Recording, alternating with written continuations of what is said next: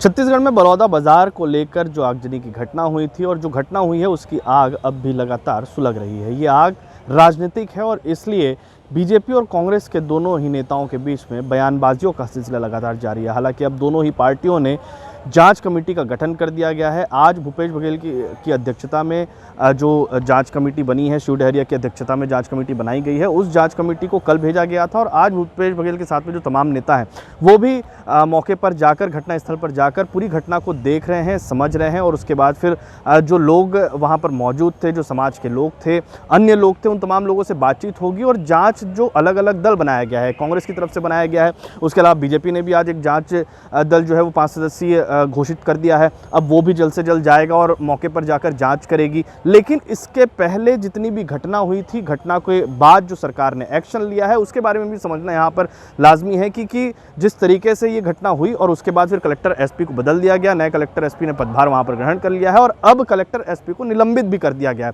बहरहाल कहाँ चूक हुई, किस तरीके से ये पूरी घटना हुई है, क्या वाकई में सूचना तंत्र की फेल्योरिटी थी, क्या वाकई में ये किसी तरीके का षड्यंत्र था, ये तमाम ऐसे सवाल हैं जिनके जवाब आने बाकी है। सरकार ने भी एक जांच जो है वो गठित की है, तो इन 3 अलग अलग जांच में क्या कुछ निकल कर आएगा ये तो आने वाला वक्त ही बताएगा। लेकिन नेता इसको क्या कुछ, इस बात को लेकर क्या कुछ कह रहे हैं, सबसे पहले कांग्रेस के लोग क्या कह रहे हैं ये सुन लीजिए। हमारे विधायक दल के नेता डॉक्टर चरणदास महंत के नेतृत्व में हमारे पार्टी के पदाधिकारी, विधायक गण जो बलौदा बाजार में जो घटना घटी और कलेक्ट्रेट और एसपी कार्यालय को फूंक दिया गया, जला दिया गया, उसको देखने हम जा रहे हैं और वहां जाने के बाद जो स्थिति होगी फिर आपसे चर्चा करेंगे। हम वहां जाने के बाद बात करेंगे, इसी वही तो जाने के बाद कांग्रेस को जांच दल गया था, फीडबैक आया था। अभी क्योंकि शिव डहरिया जी की तबीयत थोड़ी सी खराब है, इस वजह से अभी आ नहीं पाएंगे, शाम को उनकी मुलाकात होगी। बीजेपी ने भी अपना एक जांच दल गठित किया है, दयाल पटेल की अध्यक्षता में। सरकार को जांच दल शासकीय तौर पे होना चाहिए और यदि पार्टी यदि कर रही है तो फिर मंत्री को क्यों कर रहा है? मंत्री की कमेटी में कैसे? तो सरकार करे। जो कार्रवाइयां हुई है सरकार की नाकामी के कारण से हो रहा है और ये लिपापोती करने के लिए दयाल दास की अध्यक्षता में कमेटी बना रहे हैं और कोई बात कर रहे हैं, अनर्गल बयानबाजी कर रहे हैं, तो ये उसकी नाकामी है, सरकार की नाकामी है। पूरे प्रदेश या देश में पहली घटना होगी जिसमें कलेक्ट्रेट और एसपी कार्यालय धू धू कर जल गया और कलेक्टर एसपी पीछे दरवाजे से भाग गए।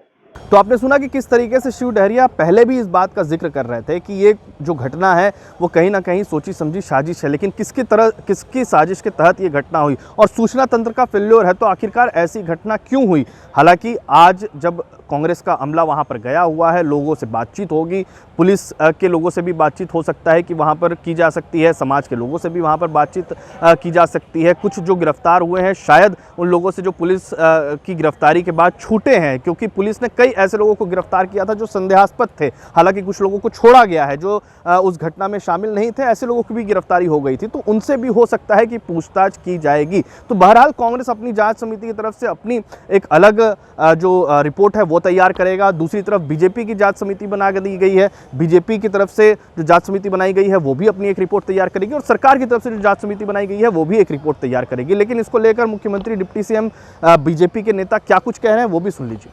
नहीं करते रहे हैं, विभिन्न घटनाओं में जांच कमेटी का गठन होता रहा है और बलौदा बाजार में भी जो घटना घटी है वो दुर्भाग्यजनक है।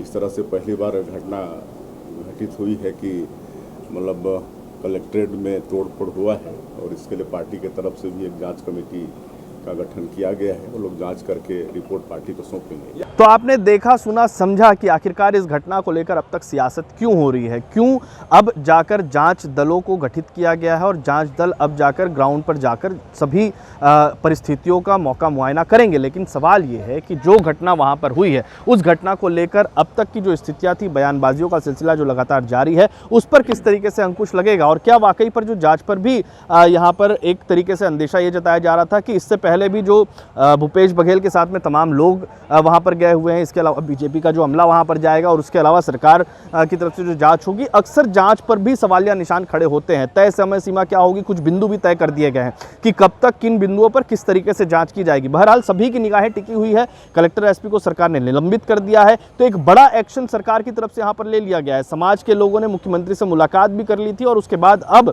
मामला पूरी तरीके से शांत है, लेकिन राजनीतिक हवा लगातार इसको रह रहकर कहीं ना कहीं इस पर छिटाकशी भी देखने को मिल रही है, रह रहकर इस पर वाद विवाद भी देखने को मिल रहा है और आरोप प्रत्यारोप का सिलसिला भी जारी है। फिलहाल इस मामले पर और भविष्य में क्या होगा ये तो आने वाले दिनों ही पता चलेगा। छत्तीसगढ़ से TV9 के लिए अमित मिश्रा।